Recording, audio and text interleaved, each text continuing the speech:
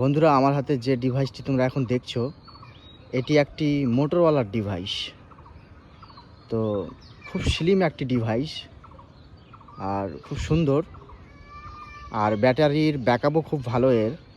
আর নিচে দেখতেই পাচ্ছ সিম ট্রে, স্পিকার, চার্জিং পোর্ট রয়েছে, আর পিছনে রয়েছে 3টি ক্যামেরা।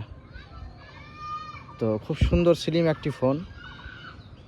আর একটা জিনিস তোমাদেরকে দেখাবো, দেখো স্লিম ফোনটি, দেখো বন্ধুরা কি অবস্থা তার, দেখতে পাচ্ছ, আশা করি দেখতে পাচ্ছ। অনেকটা লাইন পড়ে গেছে। তো যারা যারা ভাবছো যে মোটরওয়ালা ফোন নেব তাদেরকে আমি একটাই কথা বলবো যে দয়া করে মোটরওয়ালা ফোন কেউ কিনবেন না।